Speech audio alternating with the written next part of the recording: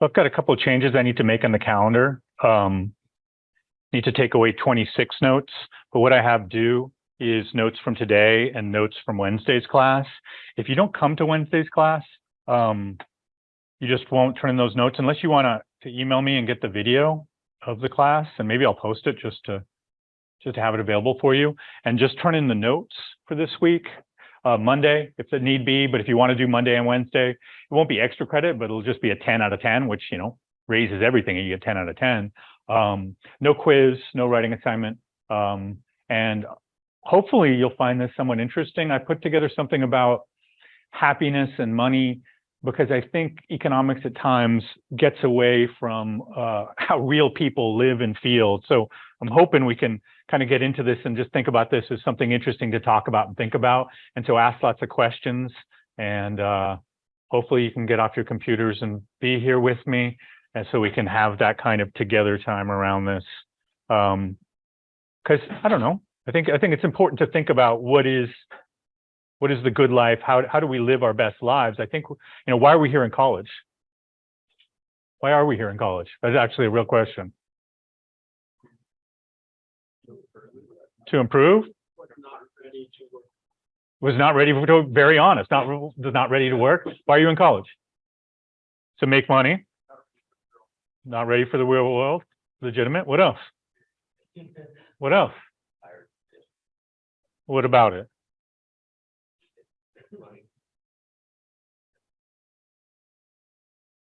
Anything else about college?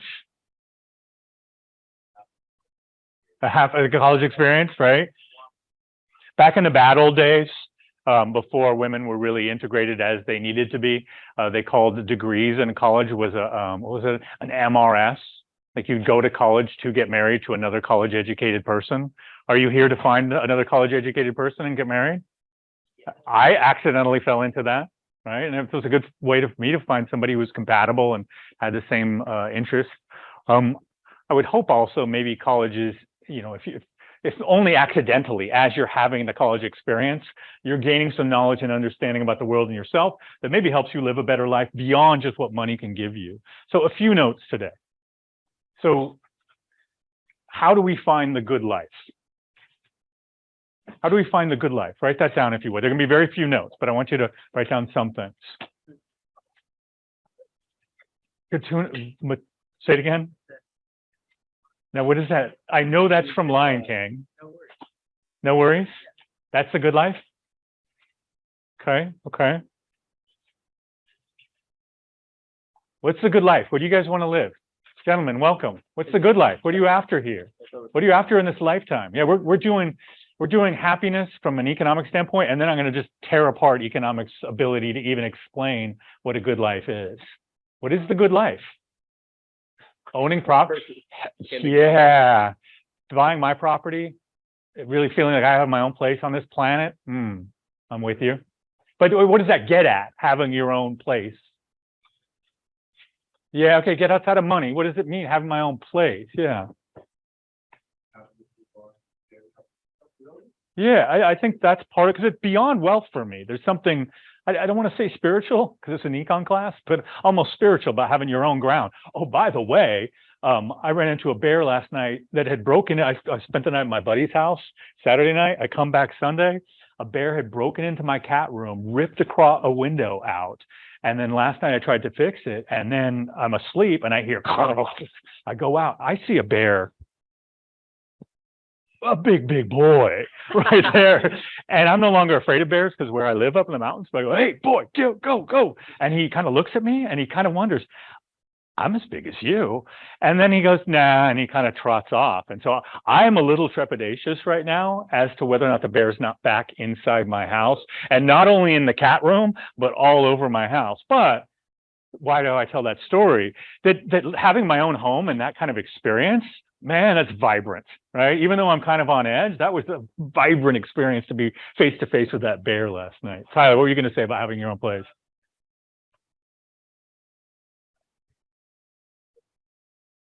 Right. I like that.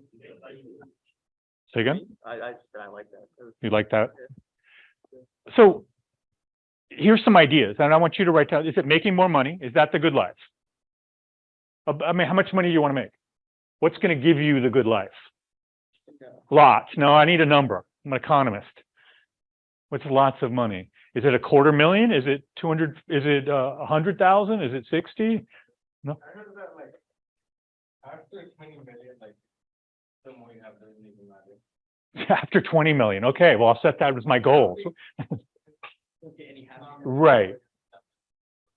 So I'm going to show you a study that shows that level of happiness for people who have earned their wealth versus inherited their wealth. Just think about what you think is the difference in happiness. There is a real difference in happiness between actually generating it yourself and having it willed to you. All right, a couple more things here. What about meaning? I didn't hear anything about meaning in your life. I heard about chilling. Does chilling have meaning? Worry-free. Worry-free? Okay. Don't want to put words in your mouth. Where do you find meaning? Family. Family, nice. Pursuing goals. Pursuing goals. Better in my view, because my family's a little rough, but yeah. I mean, what is meaning to you? Spirituality? I mean, if you didn't, let's say you're all wealthy, just right now, here, boom, you're wealthy. But you have nothing you need to do. So this is like a worry of somebody my age right now who can retire anytime. Oh shit.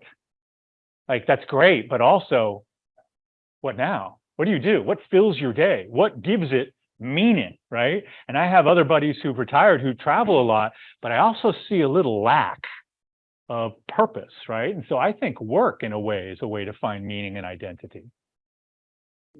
Are you looking forward to the, I mean, some of you aren't looking forward to this work world. No?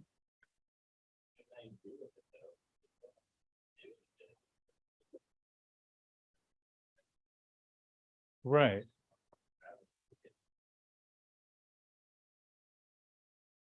I found that in COVID when I was driving on a camper, zooming from all over the country. At some point, I'm like, I just want to be home. I just want to be around people. This is not having the meaning I was hoping for.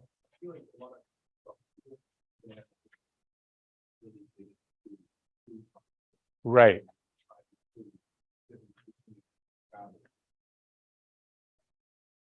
And they do that, and then Anthony Bourdain kills himself. He's bringing up Anthony Bourdain as like the end point to that. Like, does that really give you happiness? And apparently for Anthony Bourdain, it did not quite salve whatever wound he had from early in childhood. Yeah.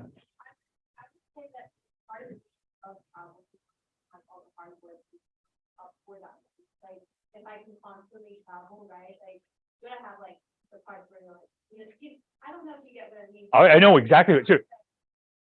All that build up those moments. Right. It means a lot more to me than all these times. Do you see these pants? Do you guys want to make a comment about the pants I'm wearing today? They look lived in. They look different. You don't see the dirt all through these? This is Colombian dirt from being in Colombia on a dirt bike, getting stuck in the mud and washing it out, but it is never going to quite wash out. And to your point about traveling and hardship, when I look back on that trip, I think, oh my God, you made it out alive. And I look back on it like that was such a trial, but it was so much joy getting through that challenge. And to me, right here, but goal in life, something as to what you were saying, Harrison, is it's about challenges, right? Meeting challenges and surmounting challenges. Anybody with me there about, don't you get that great feeling after you've had a challenge you didn't think you could meet, and you've met it? And I just want one after the other of those experiences for me, right? We're all going to have a different idea about the good life. Somebody had their hand up before I went into my Columbia dirty jeans. That's my way of apologizing for wearing dirty jeans today. Learning, growing as a person. Do you find value there? I hope, right? Especially if you're beginning your college journey, and that's one of the side benefits of your college journey is learning and growing as a person. Have you seen yourself grow? What have you grown in, and how does that make you more happy? And how can you kind of create more of that? Let's let that sit for a second, because I'm kind of thinking myself, like, do you all always need to be kind of searching, just like with this idea of adventure travel, searching for something else I need to work on in myself?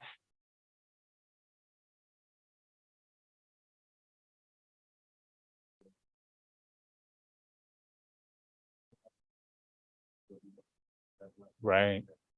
Yeah, you show me your friends and I'll show you who you are, is one of the sayings, which I think brings us to this one right here, others love. I think that's fairly important, knowing you're loved.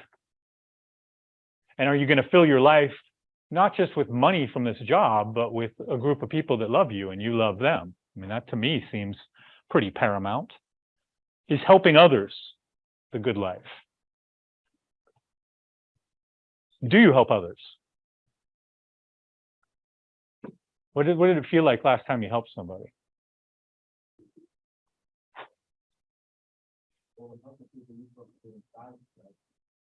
Like not bring it up? Is that what you mean?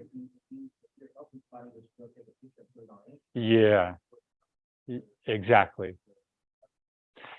There's this book by this psychologist or economist named Richard Dawkins called The Selfish Gene, and he says that never do we give just out of altruism. Never do we help somebody just because it's good to help. That we're always helping to give ourselves a better self-image of ourselves or to project that, like you say on Instagram. I don't believe that. Yeah, I think that's a really pessimistic economics way of looking at things, and that's kind of why I'm doing this, because you don't need to write. So the good life. Here's the economist's view. The economist's view is we all maximize our utility given the constraints of scarcity. So just write that down, right? So this is what I'm going to skewer today.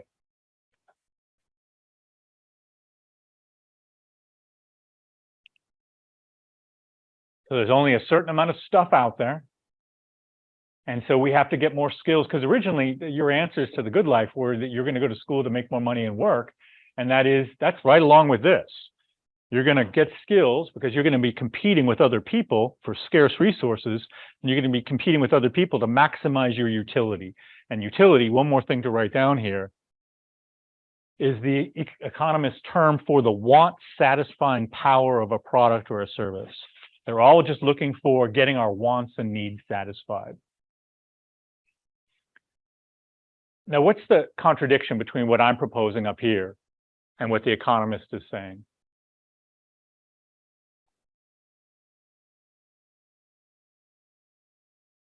It's very materialistic. Just certainly materialistic, right? And very self-focused, right? When I think happiness isn't just, I mean, imagine yourself with lots of money alone in the world. Does that sound fun? Right, I think that, yeah, to one of us?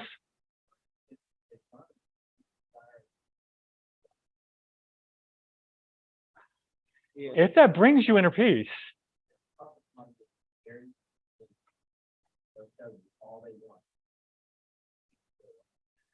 Well, yeah, I remember that the first couple of years after my divorce. Yeah, but it didn't last forever, thankfully, because to me that's a little, I don't know, it doesn't feel full. And so my question: are economists missing something here? What are economists missing? Would you just write an answer to that question?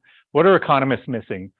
The good life is about maximizing your utility, and the utility is you're maximizing the want-satisfying power of a product. What are we missing?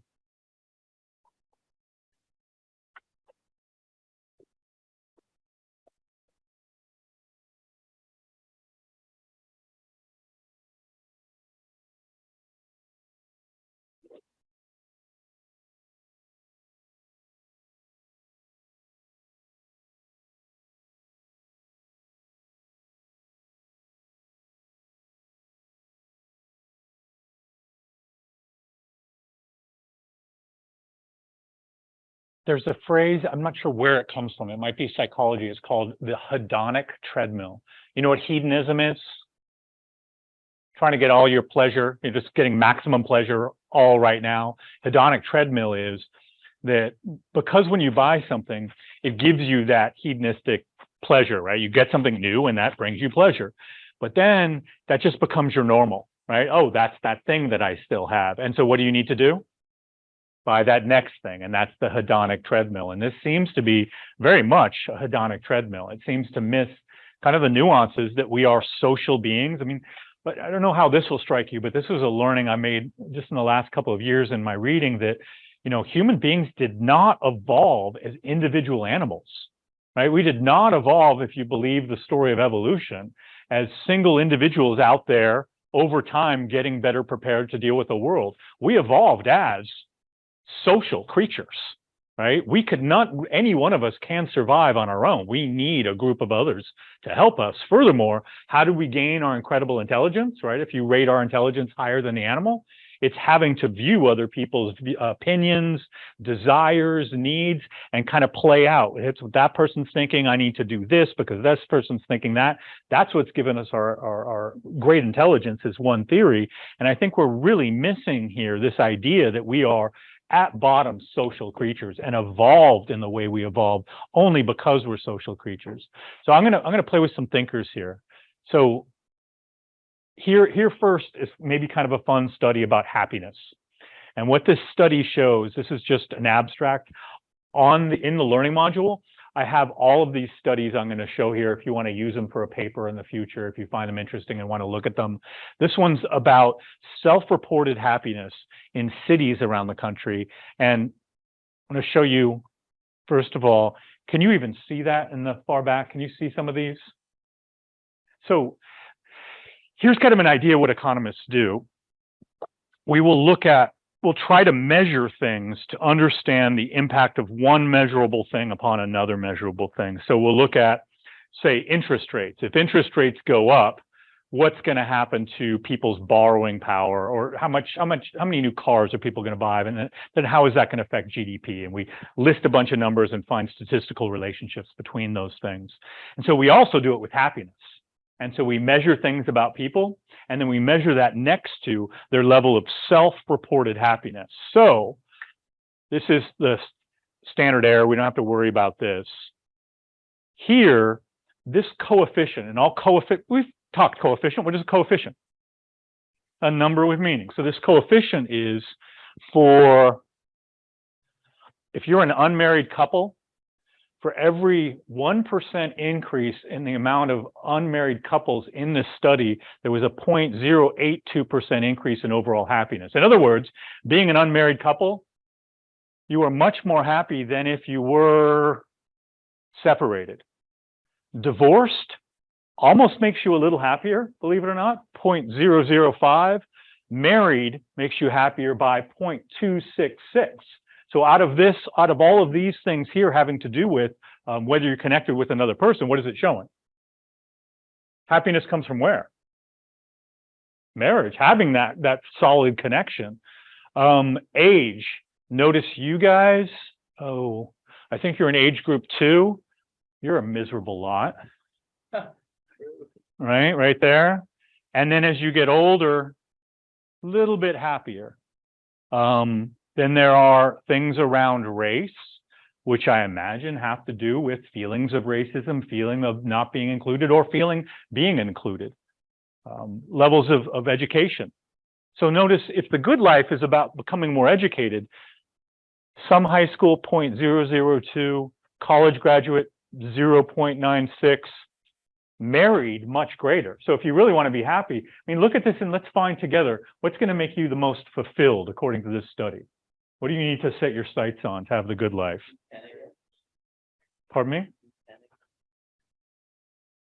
Right. So, yeah. To be a child, that's not possible. Sorry.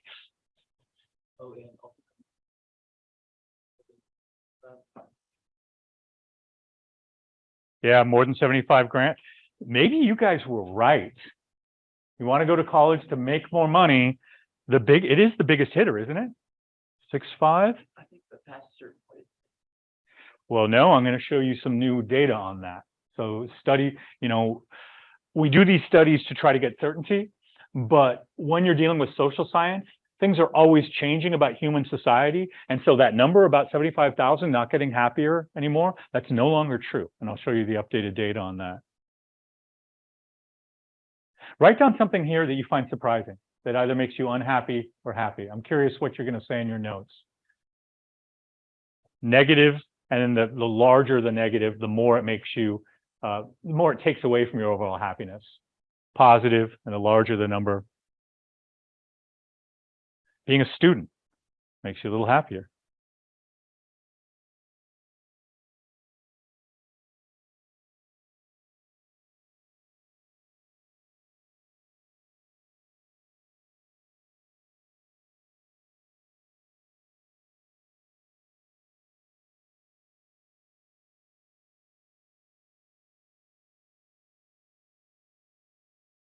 I think also when I'm looking at race and any of these things here, it could also, and so here's the critique of these kinds of studies.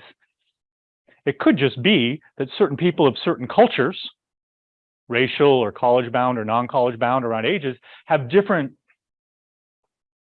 levels of honesty about how happy they are when they're filling out a survey, right? Because this is just somebody filling out a survey saying from 0 to 10, 0 being depressed, 10 being elated, how happy are you?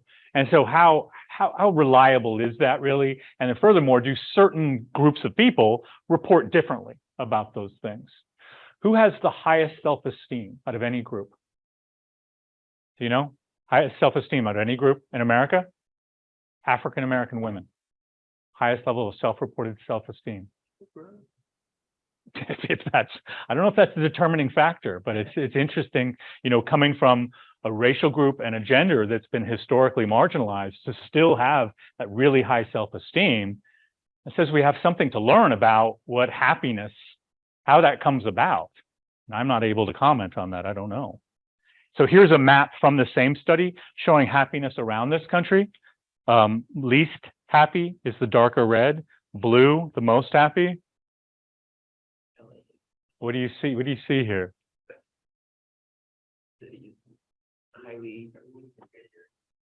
Yeah, apparently, and everyone around them. Yeah.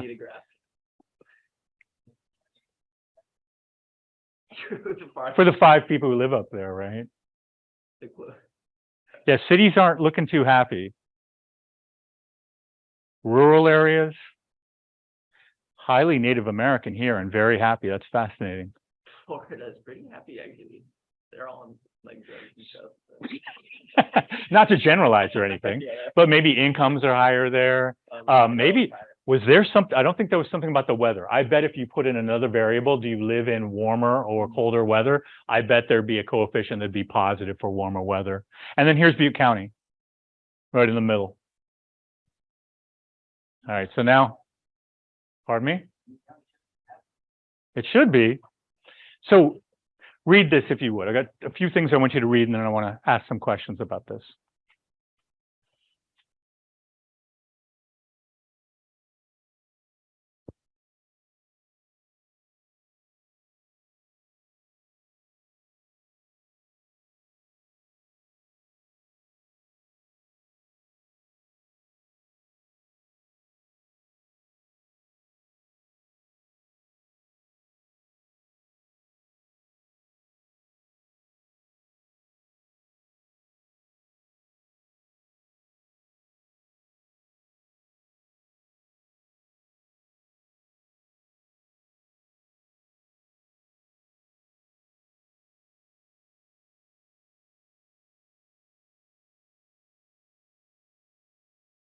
Given the last line there,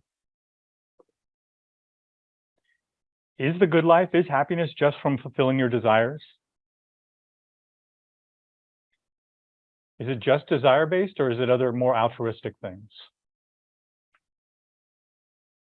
Because it's certain, as it says here, it differs. All of us have different criteria to make us happy and have the good life. Here it's saying whether or not our desires are fulfilled. I think I mentioned it to you guys. There's a thinker, this guy, Adam Phillips, who says we can't ever know what we really want without having been frustrated.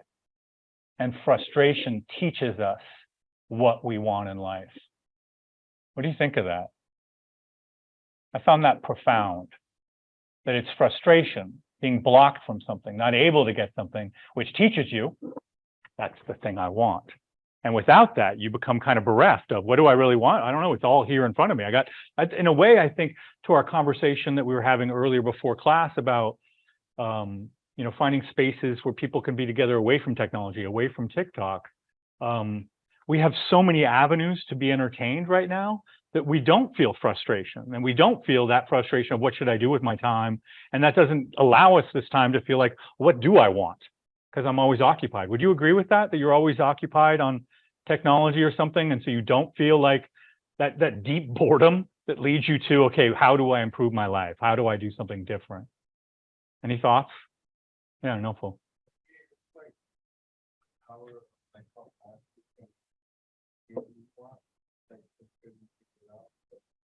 Yeah, and if you have to push and figure it out, that seems to me to be the meaning of life, right? To push through. If you have it for a long time, you're gonna get bored, then you come to something. Like if you have a power to do what you want for it, then you're gonna like have to just change something to that. I'm thinking something, I appreciate your opinion, but I'm thinking there's something about that, as you were talking, Harrison, that setting a goal and having that struggle to get that goal that really brings satisfaction. As you're going to see, if you inherit your wealth, you're less happy than if you earned your wealth. There's something about the struggle. My grandmother told me the meaning of life is struggle, right? And the better you make terms with that, with it is always a struggle, the more happy or fulfilled you'll be. I don't think my grandmother ever used the word happy, though. She would groan after she laughed every time. She let out a laugh and then she'd go, ah. So that says something about her, and I dearly miss her. Okay. All right, let's go to Plato and Socrates, because I know you want to go to Plato and Socrates. So these are the first philosophers who brought up this idea of what is the good life. And this one, I'm hoping you find some value here. I get, I haven't read Plato or Socrates because I find people have built on top of them, right? People have written things that I find much more interesting and much more topical and much more modern. And so it feels like I'm going into another time that I don't live in when I read them. But there are some kernels here, and I want you to see this kernel and see how it might apply to you. So please read this.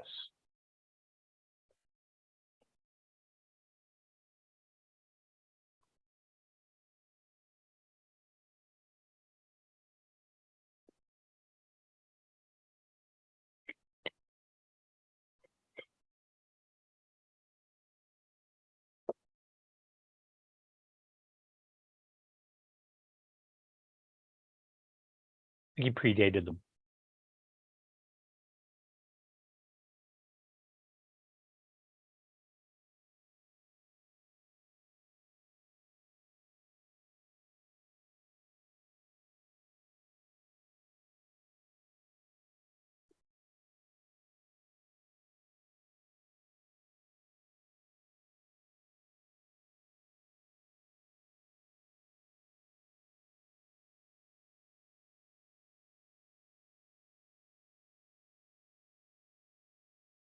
Plato did believe that you needed a dictatorship.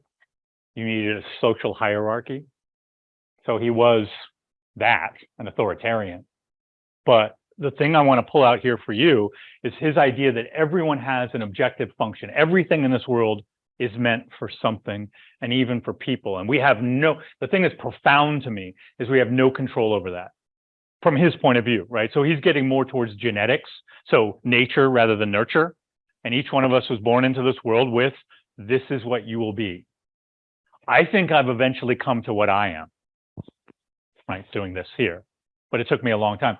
What is your plutonic function? What were you put on this planet to do?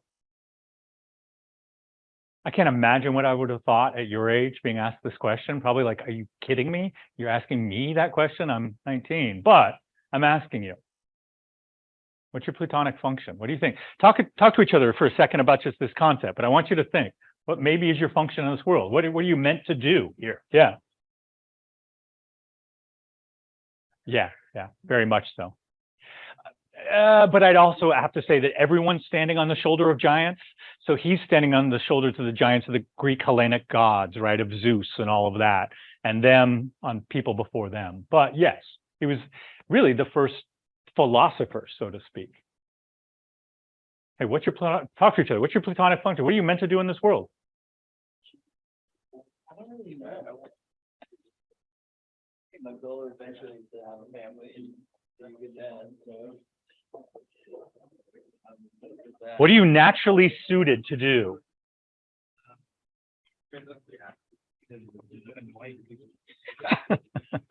Comedian. Then you're meant to. That's what comedians do. That's always been one of those things that I would love to do, but I don't think I have the balls to go do. Right. You can always go to was it open mic night? Yeah. Yeah. Oh yeah. It's way harder. It's like being a beginning teacher. A beginning teacher sucks. And being a beginning comedian, you got to figure out what works and what doesn't work. and then be okay when people put food and stuff, and instead Oh. of being like, I'm done, you have to learn from it and grow from it. Exactly. What you say, how you say it, when you say it, and Right. Timing. yeah. Presentation. That's what I wanted to do when I was really young. But then I remember instead of Steve Earle, and someone asked me, hey, what's your dream job? And I said, comedian. They're like, okay, tell me a joke. And I'm like, "Ugh." And then I realized I don't want to be a comedian. I don't know if I can do I that. don't know if I can do this anymore. Thanks for ruining my dream. Has anybody realized their plutonic function? Yeah? What's your plutonic function? Helping people. Brilliant. And now finding exactly how you, what is going to be your avenue for helping people probably is your next goal and struggle, right? Anybody else? Yeah. I don't know if this is my platonic function, but I really want to eventually one day have a happy family and like be a good dad. That's brilliant. It's not really what I'm doing now, but Right. I think eventually that might be. You were put on this earth to raise children. Yeah. Yeah, that's beautiful. We'll see. We'll check back in a few years. Anybody else have an epiphany? Epiphany means like this moment of clarity that you didn't have before. Like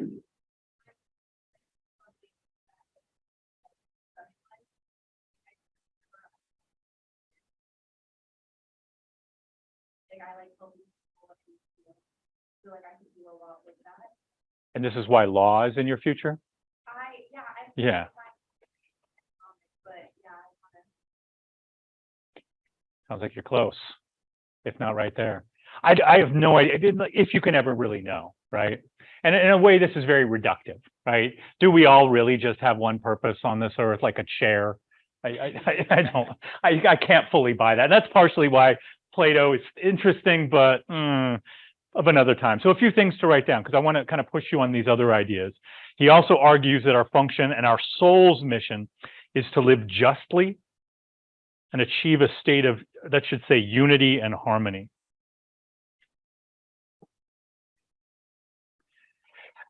One of the reasons you have to take general education courses is that in the 1600s, we go into the Enlightenment. We go into scientific rationalism. Do you know what college used to be back in the old Platonic, Socrates, ancient? It was called the Academy. Do you know what the Academy was? What would you read? Original college, you know what you guys would be reading? Maybe, but more like Virgil in the original Latin.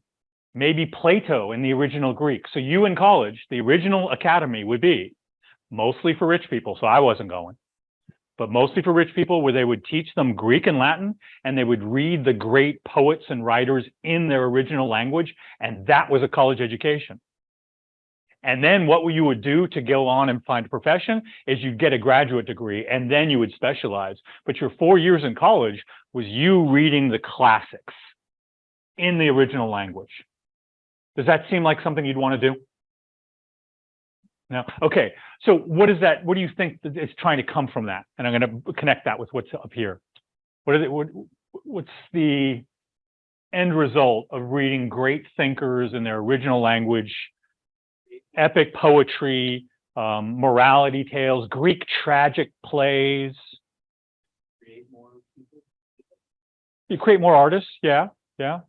It was also, so I'll tell you, it was meant to create a strong moral fiber. And anybody who went to college, they had read the great writers and plays. And so all of the wisdom, believe it or not, right? Plays and poetry have wisdom, right? And if you read it in the original language, you become a much wiser person. So in Germany, 1700, I think 1600s, we get the Renaissance, which means we're moving more towards scientific rationalism, away from just religious texts and more towards let's measure things, let's use science to determine true reality, rather than thinking it's just spiritual reality created by God. And there was a fight within universities in Germany because the people who taught science thought no college needs to be science, but the original college professors were the ones that taught Greek and Latin and all the poetry and plays, and they said, no. You cannot just teach people science because they might not then have the moral underpinnings to use science for good ends. And so therefore you need a little bit of the classics and you need a little bit of your major. In other words, what am I talking about? This is why you have to take what kind of classes? This is the entire rationale. It goes back to 1600 for your general ed. So hate it or love it, that's where it came. And so hopefully in some of your general ed, you're finding value, number one. But even more importantly to me, and knowing that history, is that you're getting some moral education without me telling you what your morals should be, but helping you figure out what's a moral just life. So just a little background of why in part I want to do this as well, because this can count as a general education class. Is your mission to live justly? Do you feel like you need to live justly?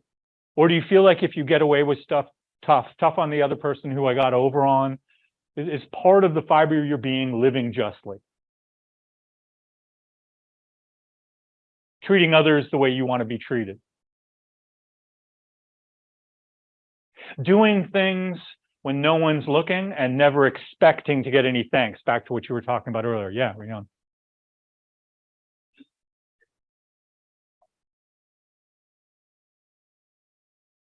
You got to expound on that. All the bad, if you view things the way they are, all the bad people live the longest.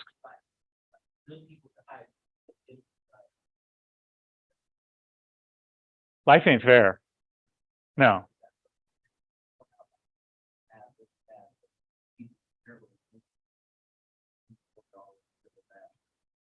I don't know any data on that, but I don't know if that would be anywhere for or against this, because maybe that shorter life, if that's even true, was more fulfilled because it was lived justly, right? Rather than a long life where you're treating people poorly. A state of unity and harmony. Do you find harmony in your life? Do you know what disharmony looks like in your life? And do you know what harmony looks like in your life? And how do you create that in your life? So one other thing Plato said, then we'll go to Socrates. So our soul consists of intellect, courage, spirit, and physical desires. So again, he's getting at what he believes creates the good life. That you're curious and you want to learn. You're here, right? So no matter how dedicated you are to your studies, at least you're here. You've got this pursuit of intellect at some level, every one of you. Physical desires, I don't think I need to discuss. That's pretty straightforward. Nor appropriate for an econ class. Do you guys have to take adult sexuality or anything like that in college? No? High school? I think there was one kind of class that kind of got into that when I was at Chico State. I'm pretty sure one of the other professors had mentioned that there's like a BDSM class, but I don't think that's fantastic. Good. Maybe I can finally fulfill those. I'll drop it. Let's move on. This is why I didn't want to get close to that. What about spirit, courage? Where do you find courage in your life? Is courage important? Say again, Tyler. Yeah, modeling.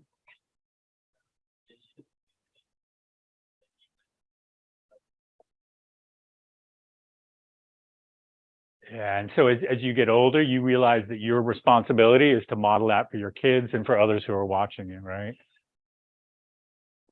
All right. So now let's get back to happiness studies. So there was this idea that after you make $75,000 a year in the United States, you don't get any happier. That data has changed. You don't have to write anything here. So that's just the abstract from this to show this is, I'm not just making this up. This is coming from research. And so notice here, life satisfaction and experienced well-being. So you basically just answer on a form to somebody based on, and they ask you your income and how satisfied you are in your life, and your income and how much well-being you experience. Notice there is a little bit of a hiccup after $75,000, right? There's not a huge rise in your well-being. So it does, the previous explanation for this was it seems you got your basic needs met at $75,000, and then more than that wasn't really making you any happier, but it does seem around $120,000 that indeed that does potentiate other things that do actually increase your well-being. So again, my point in saying this is that social sciences, beware. So know how you can keep this in your mind out of everything that we've talked about this semester.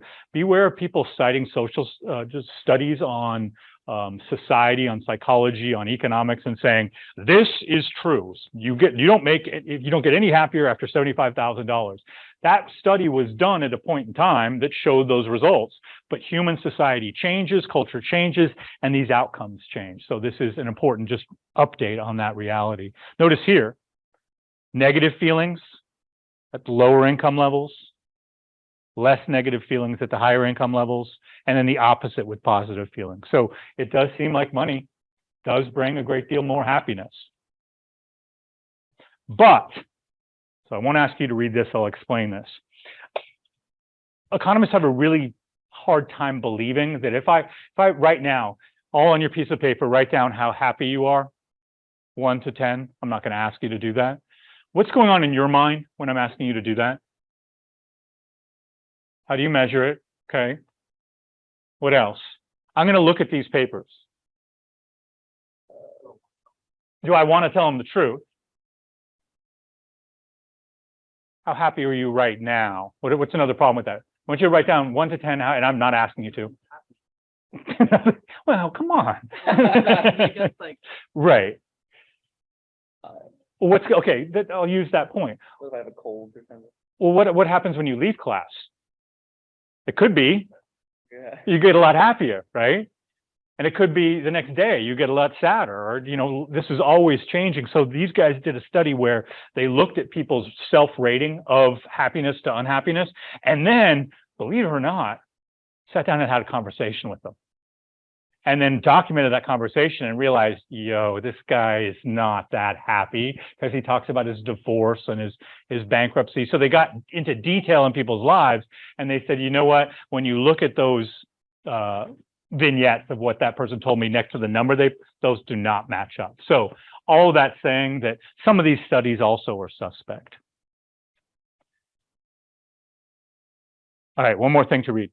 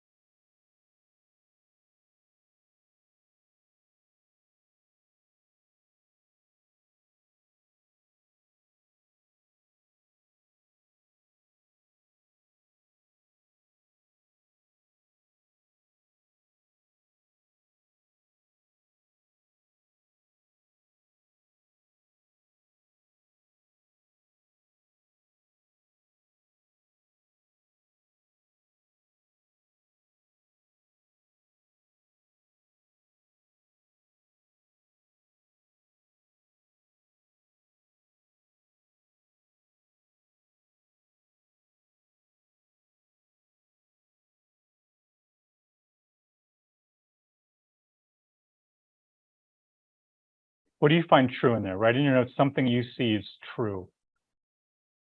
What do you find alignment with?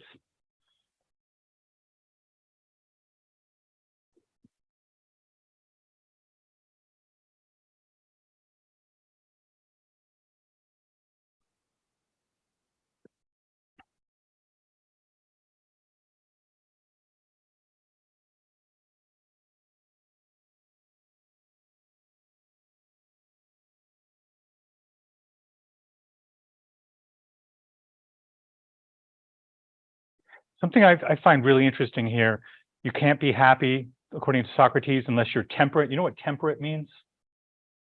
Even-keeled, chill, balanced, not getting too high, not getting too low, right? When life hits you, you remain calm. When life rewards you, you also remain calm. Is that true? Do you know people who are intemperate, drink a lot, smoke a lot, who are happy, seemingly, or are they not? Are they filling in their unhappiness with drugs or alcohol?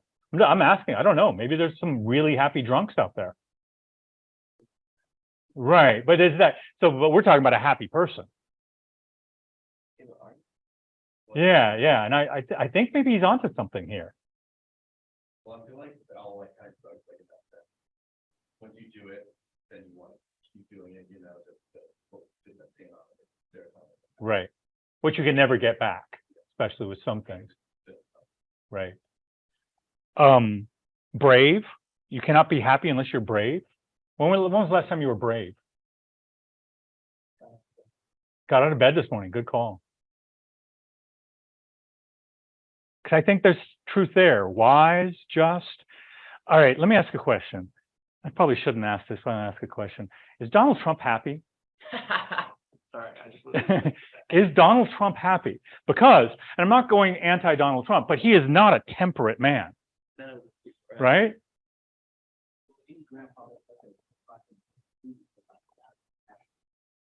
God to be happy? No way.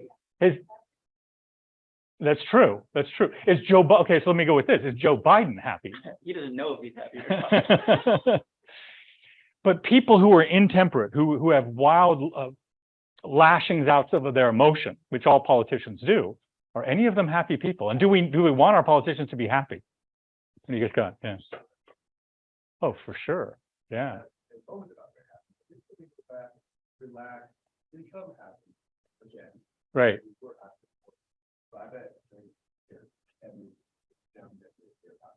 I've read a lot of biographies about presidents. I don't notice any happiness in any of their biographies, right? But it's because they're going to try to be wise, just, and brave, right? In their own viewpoint, right? Maybe we wouldn't all agree that it's wise what one is doing rather than another, but I think they're serving these things, but maybe not that right there. Yeah. I feel like afterwards, after the president's done, like he has overall like. And one day she. Good term, Yeah. And like an overall, like, you know, a solid term, like maybe like it wasn't too good or too bad. I feel like that will look back and say like, you know, I'm pretty happy with what I did. Right. More fulfilling. Right. And a lot of people are like, oh, I want to be president today. Super fulfilling. George W. Bush did a master class that I want to see because his presidency turned out not to be, you know, the Iraq War kind of sucked and maybe shouldn't have been fought. And he gave this very temperate speech that I really want to watch to see how a man can look back on his presidency when he admittedly did not make perfect decisions and still feel good about that. Yeah, Tyler.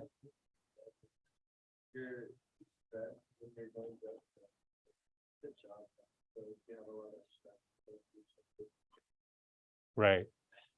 Do you know Maslow's pyramid of needs? Maslow at the bottom is physical safety, and the top is self-actualization. And that is the Plutonic idea that you have actualized what power you have in this world. And you get to that pinnacle where you are living your true self and having that impact like a president no doubt feels. Then you feel that self-actualization. I'll tell you that I've gotten there, that through being a diplomat, which was my lifelong goal, and through being a college teacher, my lifelong goal, I'm at that peak of self-actualization. It's a pretty brilliant place to be. So this idea of finding your Plutonic ideal, living it, and then getting to that peak point, it's, you know, it's going to get morbid, but you can look, I will get morbid. You can look back in your life and go, yeah, all right, that wasn't wasted.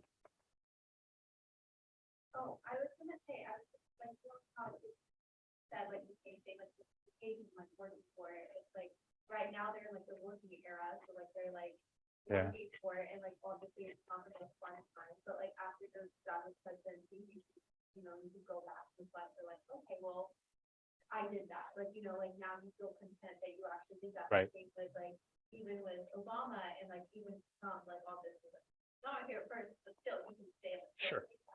And every time, like, I will say that they also have people in their corner that are loyal to them. Right. So it's like, you know, at the end of the day, they can say, you know, you know, I would argue that. Now, let me jump off of you not liking that man very much. Are there bad people? I think people become bad. People aren't. Oh, you're gonna, what about Jeffrey? They're bad people? They're bad people? Yeah? Another saying by this guy, Adam Phillips, there are no bad people, only degrees of fear. I get what that means. that bad people are scared. Yeah, you know, that we might have carve-outs there first. But what creates, so here's the point behind that. That serial killer just wasn't just the plutonic, yeah, they weren't born serial killers, right? They were made serial killers, like years of abuse, right? I don't think someone who's grown up in a wonderful home without trauma has grown up to be a serial killer. Now, I could be wrong. And and if I'm wrong, I'm just trying to illustrate his point of view that it's not bad people, it's fear, and it's having gone through stuff. What about Jeffrey Epstein? Jeffrey Epstein, I don't know, was he murdered? I don't know enough about Well, Jeffrey I'm Epstein. saying, like, why was he doing the shit he was doing? Yeah. Yeah. Yeah, well, I- I feel like that's subjectively. So here's why I say this. I say this in service of this, that I think we all judge people. We're always judging people all the time. And I think that judgment gets in the way of clear thinking and looking at somebody and seeing bad behavior and seeing through that bad behavior to, oh, that's a wounded child. Then you can be much more helpful to them. And then you can even maybe have some conversations with them. But if we just blanketly call somebody evil or bad, we basically negate even dealing with that person. And I think that does a disservice towards, I don't know, their growth and your growth. I don't know if you're buying this, but for me, it's been really helpful thinking they're not bad. Because you know what? I deal with a lot of students, and some of them can be a pain in the ass. Not any one of you, right? I've had a long career, and some I go, okay, there's no bad people, only degrees of fear. Somebody had a hand up. Yeah. Comparison is actually a bad thing when it comes to growth, because I think comparison gives way to you to intense, put yourself in like, well, I got to figure out more than you. So then that Yeah. gives way to be content with yourself. And then you have to push yourself Right. in a way, which most people find push themselves and growing will give them actual, value by you just on a previously. So I feel like comparison is kind of like detracts from growth. Right. I hear you. That's a good point. Well taken on my part. Why do you guys look for easy classes?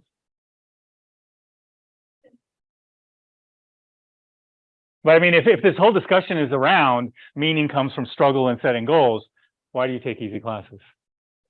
That's like, it's like, I finished this class, I got an A in it, like, no, not everyone's gonna know that it's a easy class. So you're not fooling yourself, but you're fooling others. I thought that where your goal comes from, if you're getting the goal of an education to reach your other goals, or if the goal is the education itself. Right. Yeah, absolutely that. And I think, as I've said before to people, that I think when you're just choosing something easy to get through, you're missing little opportunities, that there could have been a nugget in that class that really changed you. And I know when picking out harder classes on my route, there were some things that changed me, even though I hated the class and the professor. Tyler, did you have your hand up?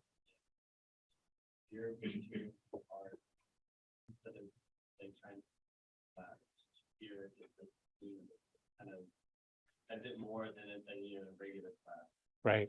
You can learn it easily, but it might be more complex. What about that payoff? What about you? You see, that's what I think what I do is I push you guys and you go, I can't do it. And then you do it.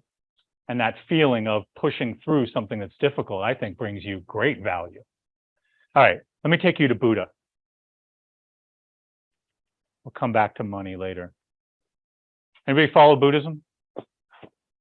No?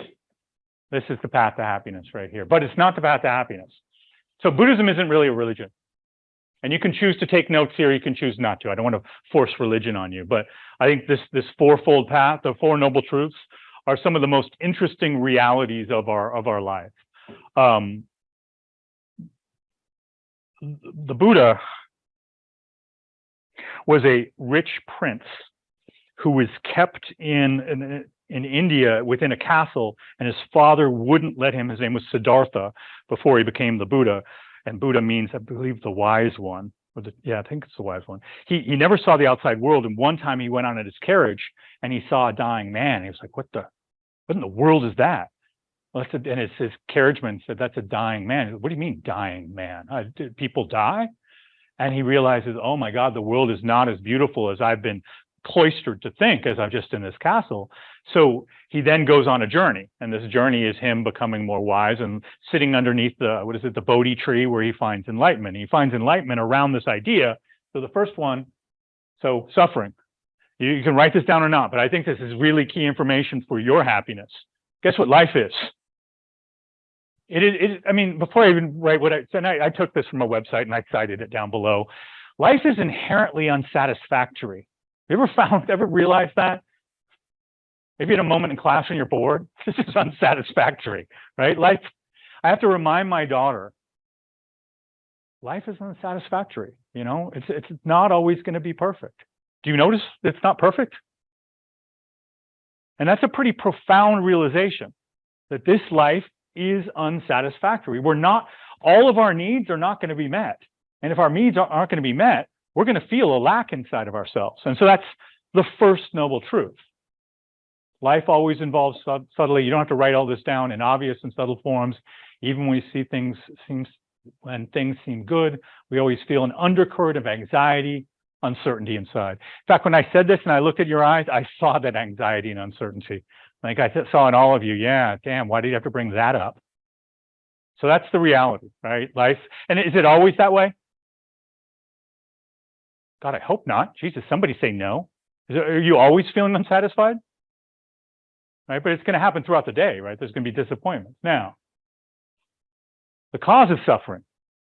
So here's a path away from suffering. So, good. So, if we're always worried about life not fully fulfilling us, then there's a path to get through that, and it's not to happiness. He doesn't talk about happiness, really. He talks about the end of suffering. And so, the cause of suffering is, well, I mean, I don't know, take a second and think. When you suffer, when you feel life is unsatisfactory, what is it? See if we can discover this. What is it that generally, what aren't you getting? Dopamine, good biologic response. Yeah, you're not getting what you want in that moment. And why are you suffering? Because you're clinging on to the idea that you should get what you want. And so suffering comes from craving, from kind of the other way they'd say it is from clinging.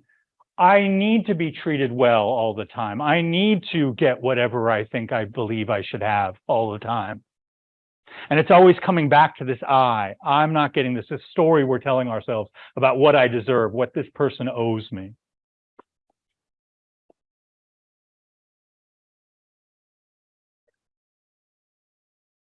Do they? Why?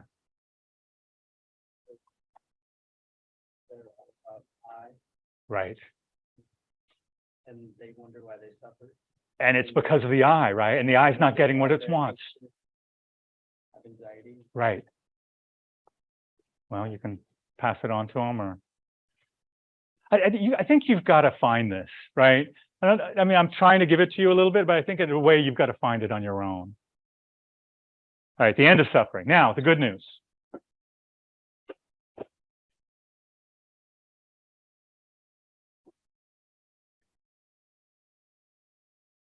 I'll figure out how I want to say this differently from what's written here.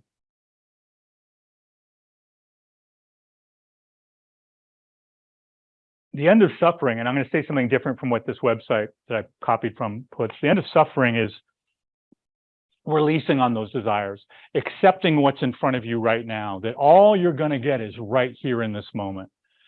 If you've practiced mindfulness or heard of mindfulness, there are studies that show that people who practice mindfulness are always calmer and less depressed. Mindfulness is just, and so it gets us to the last thing. So the end of suffering is the path. The path is meditation, living ethically, practicing meditation, developing wisdom. So number one, you have to treat people and things with utmost respect all the time. But two, and much more powerful, is the idea of sitting quietly and just watching your thoughts pass in front of you. And then the really hard part is to let go of a thought and then clear the mind again. And then what's going to happen? The thought's going to come back. And then what do? Let it go. And then what's going to happen? Thought's going to come back. and you're going to let it go. So one thing you're doing is you're kind of forgiving yourself. Like you keep on screwing up. Right? Meditation is about screwing up because your mind is never perfectly clear. There's always thoughts going in. But then you start kind of interrogating those thoughts. What are these thoughts about? I want this. I need that. This person needs this from me. I have all these responsibilities. And the more and more you can kind of see your mind reacting to things internally, you can become aware, wait, I have control of just kind of letting this go and just being present in this moment.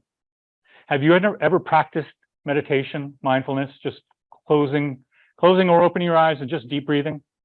Anybody? Yeah. What did you find?